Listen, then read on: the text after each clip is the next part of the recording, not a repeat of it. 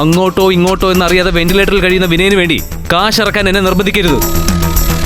നോക്ക്, സർജറി കഴിഞ്ഞാലും നിനക്ക് തിരിച്ചു കിട്ടാൻ പോകുന്ന ഒരു ജീവച്ഛവത്തെയായിരിക്കും. അതുകൊണ്ട് വിനയന്റെ പേര് നീ ഒന്ന് മാറ്റി വെക്കും. പക്ഷേ രോഹിണിക്ക് ഞാൻ വേണമെങ്കിൽ കാശ് തരാം. പകരം വിനയന്റെ ടെക്സ്റ്റൈൽസ് ഒന്നും വേണ്ട. ഞാൻ പറഞ്ഞല്ലോ, ആ ബിസിനസ്സിൽ എനിക്ക് താല്പര്യമില്ലാത്തതുകൊണ്ടാ. എന്നാൽ എനിക്ക് താല്പര്യമുണ്ട് നിന്നിൽ മാത്രം. നോക്ക് രോഹിണി, ഒരു ഉപാധിയും കൂടാതെ മോക്ക് ഞാൻ കാശ് തരും. കാരണം ഇഷ്ടപ്പെടുന്നതിന് വേണ്ടി അലക്സി കാശിന്റെ കണക്ക് വെക്കാറില്ല. കൊടുക്കാറേ ഉള്ളൂ. എന്തും എത്ര ലക്ഷവും നീ പറഞ്ഞാ മതി. ഞാൻ പറയുന്നത് രോഹിണിക്ക് മനസ്സിലായി കാണുമല്ലോ. ഇല്ലെങ്കിൽ ഞാൻ പച്ചയ്ക്ക് പറഞ്ഞുതരാം. നിന്റെ മേലുള്ള എൻ്റെ ഒരു കൊതി ഇതുവരെ ഉപേക്ഷിച്ചിട്ടില്ല ഞാൻ. സത്യം പറഞ്ഞ, ഒരാൾ കൊതിച്ചു പോയ ഭക്ഷണം മറ്റൊരാൾ കഴിച്ചാൽ അത് അയാൾക്ക് ദഹിക്കത്തില്ല.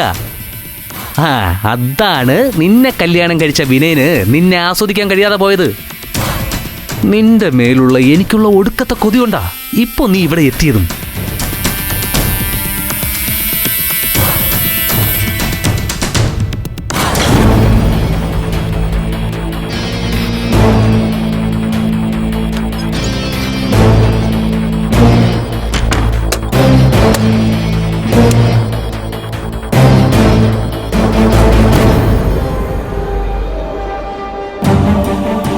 രോഹിണി ആകെ ടെൻഷനിലാണെന്ന് എനിക്കറിയാം. അതൊക്കെ നമുക്ക് മാറ്റിയെടുക്കാം. എന്റെ ഇഷ്ടങ്ങൾക്കനുസരിച്ച് രോഹിണി ഇന്നു മുതൽ ജീവിക്കാൻ തയ്യാറാണെങ്കിൽ ഇന്നീ നിമിഷം രോഹിണിക്ക് ആവശ്യമുള്ള കാശ് ഞാൻ തരും.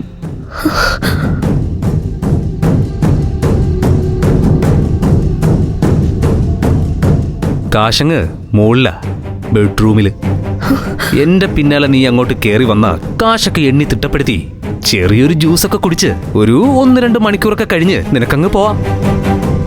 പിന്നെ നമുക്ക് പിന്നീട് എപ്പോഴെങ്കിലും കണ്ടാൽ മതി. എന്ത് പറയുന്നു? കേറി വാ, ഞാൻ വെയിറ്റിംഗിലാ.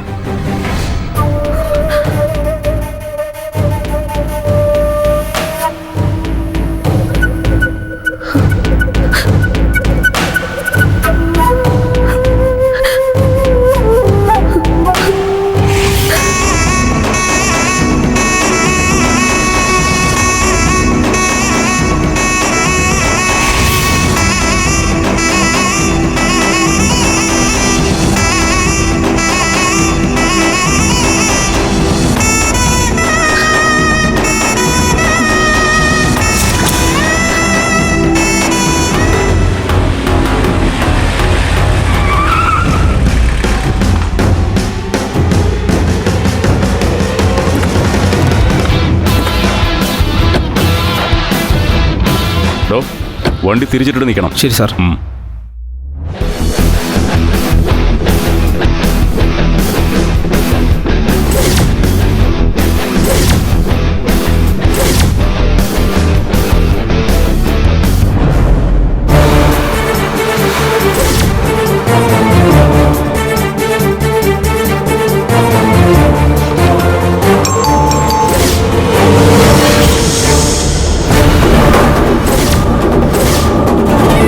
ഫ്ലവേഴ്സ് സ്മാർട്ട് ഷോ ശനി ഞായർ ദിവസങ്ങളിൽ രാത്രി 9:30 ഫ്ലവേഴ്സിൽ.